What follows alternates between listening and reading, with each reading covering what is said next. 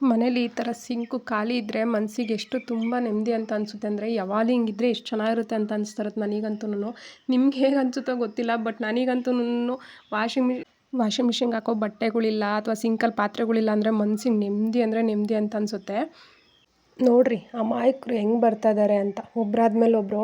ಇವ್ರನ್ನ ಇಷ್ಟು ಅಮಾಯಕರು ಅನ್ಕೊಂಬೇಡ್ರಿ, ನೋಡೋಕ್ಕೆ ನಮ್ಮ ಗಿಡಗಳನ್ನೆಲ್ಲ ಕಿತ್ತಾಕ್ಬಿಟ್ಟಿದ್ದಾರೆ.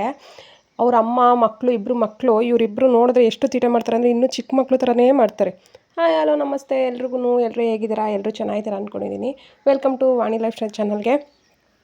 ನೈಟ್ ಡ್ಯೂಟಿ ಮುಗಿಸ್ಕೊಂಬರ್ತಿದ್ದಂಗೆ ನೆನ್ನೆ ಟಯರ್ಡ್ ಆಗಿಬಿಟ್ಟಿತ್ತಲ್ಲ, ಬೆಳಗ್ಗೆ ಸ್ವಲ್ಪ ಟಿಫನ್ ತಿಂದ್ಬಿಟ್ಟು ಮಲಗಿರೋಳು. ಈಗ ಎದ್ದಿದ್ದೀನಿ. ಎದ್ದು ನೋಡ್ತಾ ಇರ್ಬೋದು, ಈಗೆಲ್ಲ ಕ್ಲೀನ್ ಮಾಡ್ಕೊಂಡು ಕೂತ್ಕೊಂಡಿದ್ದೀನಿ.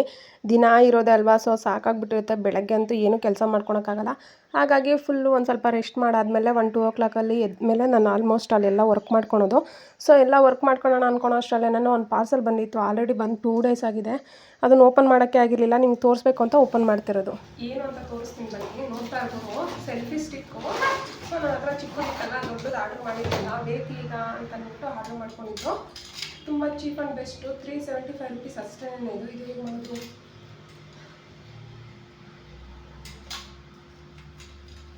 ಏನೇನೋ ಕೊಟ್ಟಿದ್ದಾರೆ, ಈ ಪ್ರಾಡಕ್ಟ್ ಬೇರೆ ಕೊಟ್ಟಿದ್ದಾರೆ. ಹೇಗೆ ಮಾಡೋದು ಅಂತ ನೋಡ್ಬೇಕಷ್ಟೇ.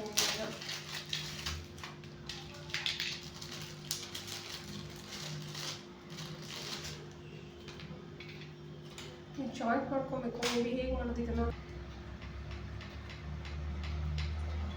ಮೇಬಿ ಇದು ಹಿಂಗೆ ಇರ್ಬೇಕನ್ಸುತ್ತೆ. ಇದು ನಾವೇ ಓಪನ್ ಮಾಡಿಬಿಟ್ಟೆ, ಸೊ ಅದಕ್ಕೆ ಇದನ್ನು ಫಿಕ್ಸ್ ಮಾಡ್ಬೇಕನ್ಸುತ್ತೆ. ನೋಡಿ ನನಗೆ ಹಾಗೆ ತೆಗೆದ್ನಲ್ಲ,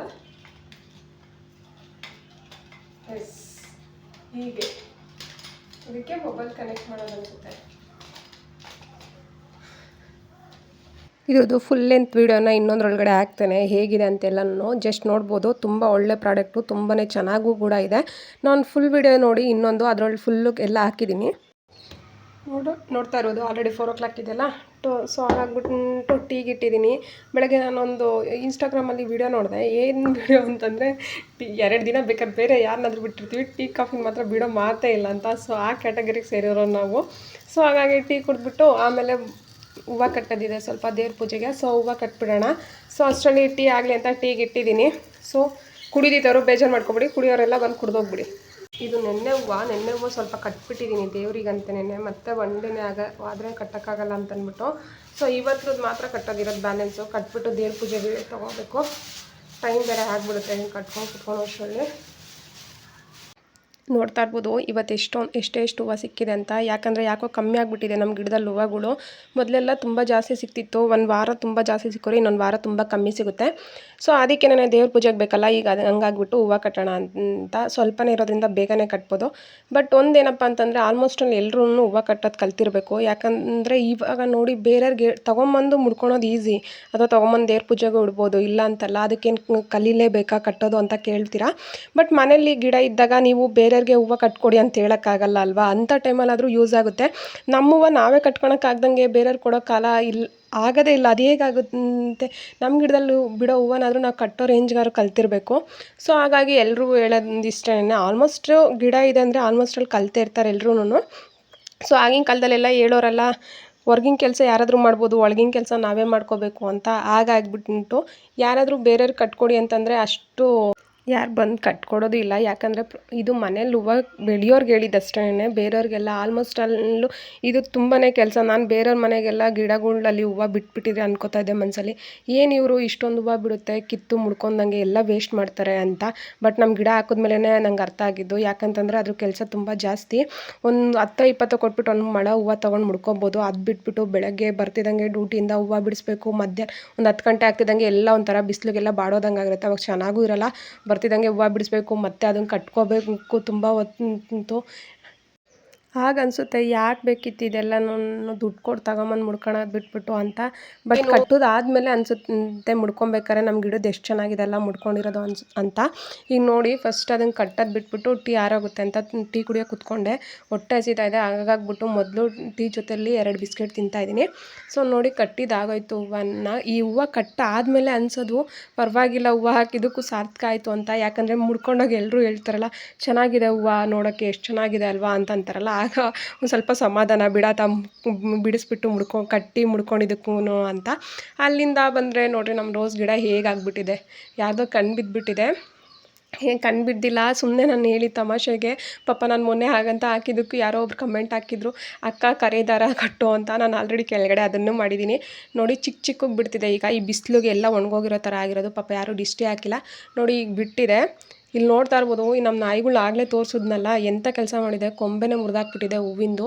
ಅದಕ್ಕೆ ನನಗೆ ಕೋಪ ಬರೋದು ನೋಡಿ. ಎಲ್ಲ ಕೆಳಗಡೆ ಎಲ್ಲ ಹೆಂಗೆ ದೊಗ್ದುಬಿಟ್ಟಿದೆ, ಯಾಕಂದರೆ ಮರಳ ನೆರಳಲ್ಲಿ ತುಂಬ ತಣ್ಣಗಿರುತ್ತಲ್ಲ, ಹಾಗಾಗ್ಬಿಟ್ಟು ಎಲ್ಲ ಕೆಳಗಡೆ ಎಲ್ಲ ಕೆರೆದ್ಬಿಟ್ಟಿದೆ. ಗಿಡಗಳಿಗೆ ಬೇರೆ ನೀರು ಬಿಟ್ಟಿರ್ತೀನಿ, ಅದರಲ್ಲೆಲ್ಲ ತಣ್ಣಗಿರುತ್ತಲ್ಲ, ಸೊ ಹಾಗಾಗ್ಬಿಟ್ಟು ಸದ್ಯ ಹೆಂಗೋ ಪರಂಗಿ ಹಣ್ಣಿನ ಗಿಡ ಕಿತ್ತಿದ್ರೆ ಹೊಡೆದಾಕ್ಬಿಡ್ತಿದ್ದೆ ಅಷ್ಟೇ ಅವಕ್ಕೆ. ನೋಡ್ರಿ ಹೆಂಗೆ ಕೊಂಬೆ ಮುರಿದಾಕ್ಬಿಟ್ಟಿದೆ. ಸುಮ್ಮನೆ ಹೋಗಿ ಮಲಗಿದ್ರೆ ಏನೂ ಬೇಜಾರಾಗಲ್ಲ, ನೀರೆಲ್ಲ ಬಿಟ್ಟಿರ್ತೀನಲ್ಲ ಚೆನ್ನಾಗಿ ಕೆರೆದ್ಬಿಡುತ್ತೆ, ಸೈಡಲ್ಲಿ ಎಲ್ಲನೂ ಗಿಡಗಳು ಹೊಲ್ಟೋಗ್ಬಿಡುತ್ತೆ ನೋಡಿ. ಆಗಲೂ ಗಿಡ ಬೇರೆ ಕಡೆಗೆ ಚಿಕ್ಕ ಪಾಟಿಂದ ದೊಡ್ಡದಕ್ಕೆ ಹಾಕಿದ್ನಲ್ಲ, ಎಷ್ಟು ಚೆನ್ನಾಗಿದೆ. ಆಲ್ರೆಡಿ ಹೂವು ಆಗ್ತಾಯಿದೆ. ಅಯ್ಯೋ ಕಿತ್ತೋಗ್ಬಿಡ್ತು ಹೂವು, ಏನು ಮಾಡೋಕ್ಕಾಗಲ್ಲ ಬಿಡಿ, ಮತ್ತೊಂದು ಬರುತ್ತೆ ನೋಡಿ. ಆಲ್ರೆಡಿ ಚಿಗುರು ಚೆನ್ನಾಗಿ ಆಗ್ತಾಯಿದೆ, ಇನ್ನೊಂದು ಸ್ವಲ್ಪ ದಿನಕ್ಕೆ ಹೂವು ಹಾಕುತ್ತೆ. ನಮ್ಮ ಬದನೆ ಗಿಡ ನೋಡಿರಿ, ಆಲ್ರೆಡಿ ಚಿಕ್ಕದೇನೇ ಹೂವನ್ನೇ ಹಾಕ್ಬಿಟ್ಟಿದೆ ಅದು. ಸೊ ನೋಡೋಕ್ಕೆ ಒಂಥರ ಖುಷಿ ನನಗೆ ಹಿಂಗೆ ಇವನ್ನೆಲ್ಲನೂ. ಅಲ್ಲಿಂದ ಬಂದರೆ ರುದ್ರಾಕ್ಷಿ ನೋಡಿರಿ, ಇರೋದು ಒಂದೇ ರುದ್ರಾಕ್ಷಿ ಗಿಡ, ಅದನ್ನು ಯಾವಾಗಲೂ ಯೂಸ್ ಮಾಡೋದು ಕೀಳಲ್ಲ ನಾನು, ಹಂಗೆ ನೋಡೋಕ್ಕೆ ಚೆನ್ನಾಗಿರುತ್ತೆ ಅಂತ.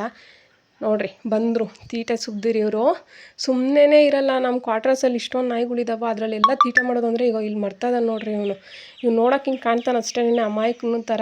ನಾನು ಹೊಡಿಯೋಕೆ ಹೋದರೆ ಕಾಲು ಮುಂದೆ ಕುತ್ಕೊಂಡ್ಬಿಡ್ತಾನೆ, ಹೊಡಿಯೋಕ್ಕೂ ಇಷ್ಟ ಆಗಲ್ಲ. ಅಯ್ಯೋ ಪಾಪ ಅಂತ ಅನಿಸುತ್ತೆ. ಬಟ್ ಮಾಡೋ ಕೆಲಸಗಳಿದಾವಲ್ಲ, ಎಂಥ ಗನಂದಾರಿ ಕೆಲಸಗಳು ಮಾಡ್ತವೆ ಅಂದರೆ, ಅಷ್ಟು ಕಷ್ಟಪಟ್ಟು ಹಾಕಿರೋ ಗಿಡಗಳ್ನೆಲ್ಲನೂ ದೊಗ್ದು ಕಿತ್ತಾಕ್ತಾರೆ ನೋಡಿರಿ. ಬಂದು ಇನ್ನೊಬ್ಳು ಅವ್ರ ಅಮ್ಮ, ಇಬ್ಬರು ಮಕ್ಕಳು, ಹೆಂಗೆ ಸಂಸಾರ ಫುಲ್ಲು ಇಲ್ಲೇ ಇದ್ದಾವೆ.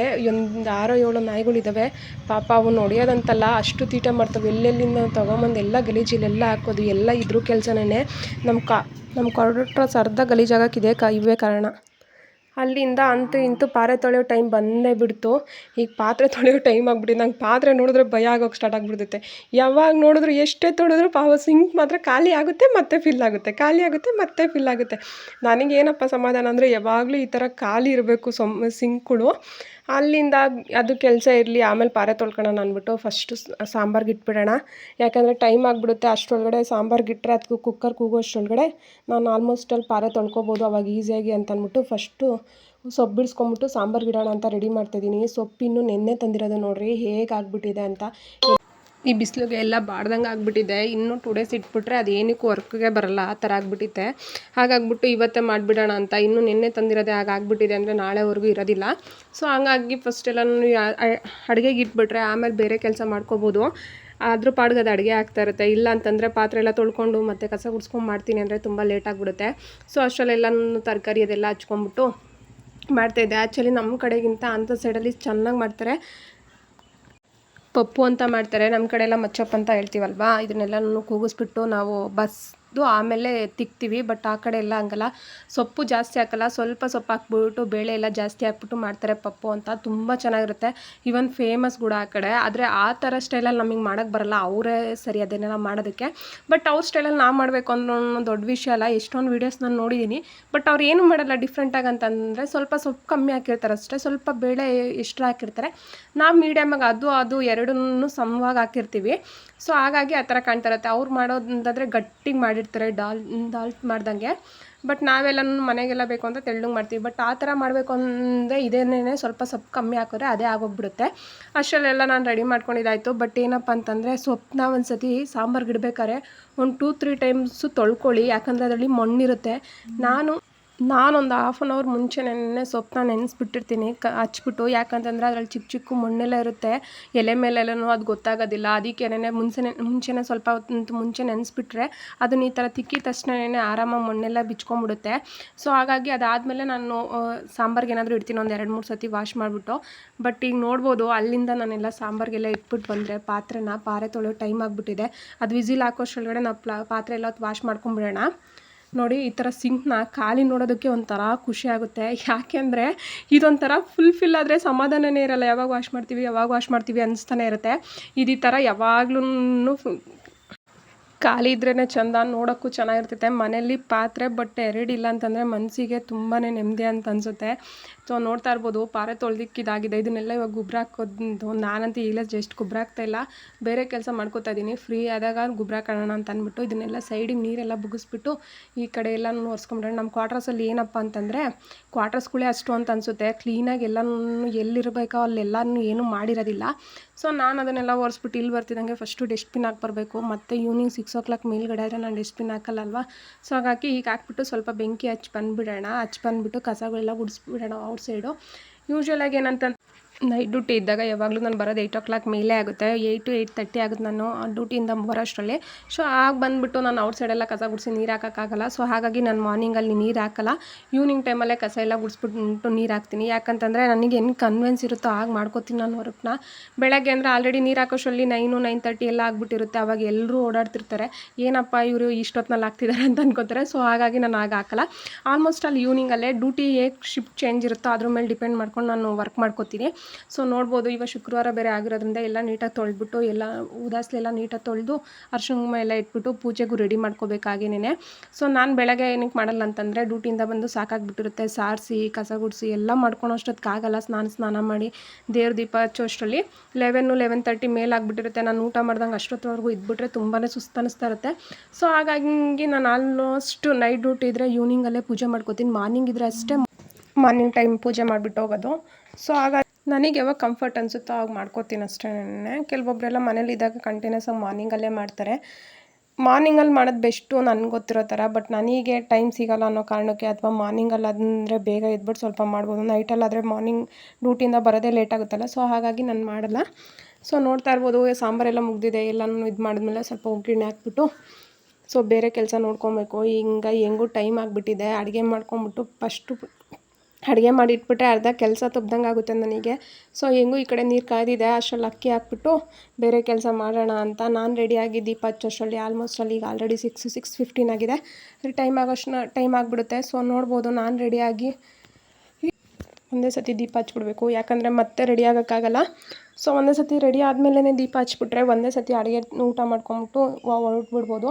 ಇಲ್ಲ ನಾನು ದೀಪ ಹಚ್ಚಿ ಆಮೇಲೆ ರೆಡಿಯಾಗಿ ಮತ್ತೆ ಊಟ ಮಾಡ್ಕೊಂಡು ಹೋಗ್ತೀನಿ ಅಂತಂದರೆ ತುಂಬ ಟೈಮ್ ಹಿಡಿಯುತ್ತೆ. ಸೊ ಹಾಗಾಗ್ಬಿಟ್ಟು ನೋಡ್ಬೋದು, ಆ ಟೈಮಲ್ಲಿ ಏನಾದರೂ ಟೈಮ್ ಸಿಕ್ಕಿದ್ರೆ ವೀಡಿಯೋ ಎಡಿಟ್ ಮಾಡೋದು ಅಥವಾ ಬೇರೆ ಕೆಲಸ ಇದ್ದೇ ಇರುತ್ತೆ. ಫ್ರೀ ಅನ್ನೋದೇನು ಇರೋದಿಲ್ಲ ನನಗೆ. ಏನೋ ಒಂದು ಮಾಡ್ತಾ ಇರ್ತೀನಿ, ಇಲ್ಲ ಮೊಬೈಲಲ್ಲಾದರೂ ಏನಾದರೂ ಬೇರೆ ವೀಡಿಯೋಸ್ ನೋಡ್ತಾ ಇರ್ತೀನಿ ಹೇಗೆ ಮಾಡ್ಬೋದು ಅಂತ. ಸೊ ಆ ಟೈಮಲ್ಲಾದರೂ ಯುಟಿಲೈಸ್ ಮಾಡ್ಕೋಬೋದು ಅಂತ ಅಷ್ಟೇ. ಸೊ ನಾನೆಲ್ಲ ಮಾಡಿಕೊಂಡು ಬೇರೆಯವ್ರ ವೀಡಿಯೋಸ್ ನೋಡ್ಬೇಕಾದ್ರೆ ಅನಿಸುತ್ತೆ ಅವ್ರಿಗೆಲ್ಲ ಅಷ್ಟೊಂದು ವ್ಯೂಸ್ ಬರ್ತಾಯಿದೆ. ಯಾಕೆ ಬರ್ತಾಯಿದೆ ಅಂತಂದರೆ ಅವ್ರು ಎಷ್ಟು ಎಫರ್ಟ್ ಹಾಕಿರ್ತಾರೆ ಅಂತ, ಎಷ್ಟು ವರ್ಷದಿಂದ ಎಷ್ಟು ವೀಡಿಯೋಸ್ ಮಾಡಿರ್ತಾರೆ. ಪಾಪ ನಾವು ಅಂದ್ಬಿಡ್ತೀವಿ ಎಷ್ಟೆಲ್ಲ ಸಂಪಾದನೆ ಮಾಡ್ಕೊತಿದ್ದಾರೆ ಅಥವಾ ಎಷ್ಟು ನೀಟಾಗಿ ವ್ಯೂಸ್ ಎಲ್ಲ ಬರ್ತಾಯಿದೆ, ನಮಗೆ ವ್ಯೂಸ್ ಬರ್ತಿಲ್ಲ ಅಂತ. ಬಟ್ ಅದಕ್ಕೆ ಅವರೆಲ್ಲನೂ ಎಷ್ಟು ಎಫರ್ಟ್ ಹಾಕಿರ್ತಾರೆ ಅನ್ನೋದು ಮಾತ್ರ ಯಾರಿಗೂ ಕಾಣೋದಿಲ್ಲ.